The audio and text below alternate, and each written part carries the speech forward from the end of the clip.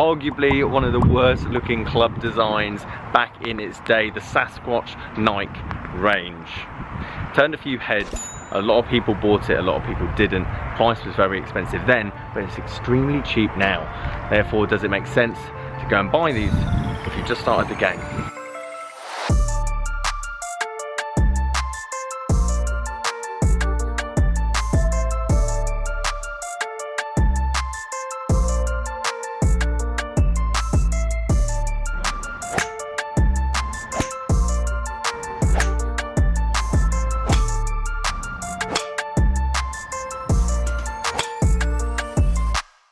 Guys, how you doing? Welcome back to a brand new video. Simon down here, Lower Henwick driving range.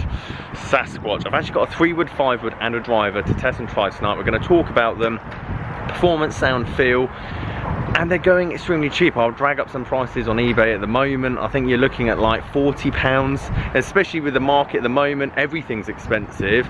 It's tough to find a driver under £50 and woods that are under or around £20. And if you just started the game and you want your first set of woods and something to use, would this be worth something you could buy? Because at the moment you're having to spend a fortune, even if you want a set that's 5 years old, 6 years old, 7 years old.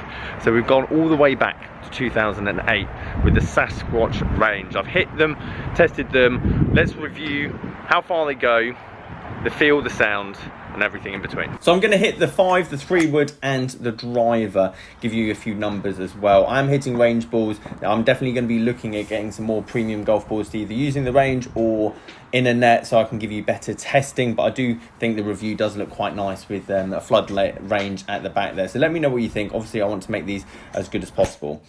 Very good price, and actually the feel and sound of the faces from both the woods was really good. They remind me of a forgiving, a hybrid such as your Ping at G30, Titleist 915, and as I was showing you from the prices at the start, the eBay prices, these are going quite cheap, and there's a few of them out there. These are for people that have basically just started the game.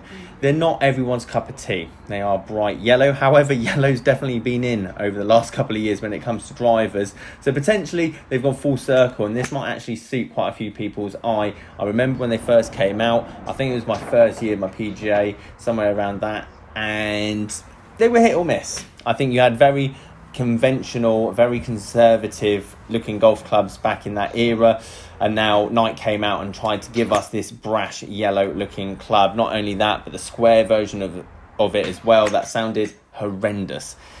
But they pursued, the clubs definitely got better, and I think as Nike moved on, that kind of pushing the boundary in terms of aesthetics, matching the feel and sound, forgiveness, power, definitely suited them towards the later part, even though they stopped making clubs a few years back.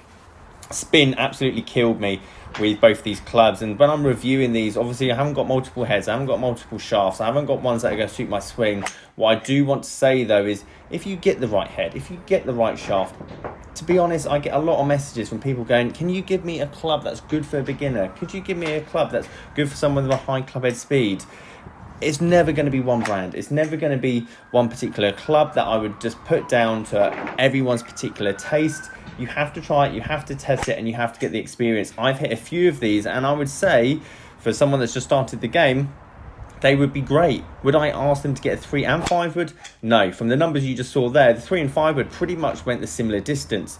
Both high launching, both very spinning, and to be honest, any beginner out there, I would highly suggest getting a 5-wood and just not even bothering with the 3-wood, as I can't see you getting any more out of it, and particular holes that you would use it more for that extra 10 yards, 8 yards carry, whilst offsetting the forgiveness that extra loft from the 5-wood is going to give you.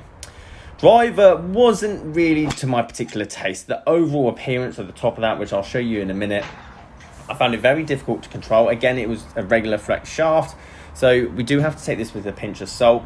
The sound, again, wasn't as good as the woods. Very hollow, very tinny, reminds me of a Cleveland highball. It didn't fill me with the utmost confidence.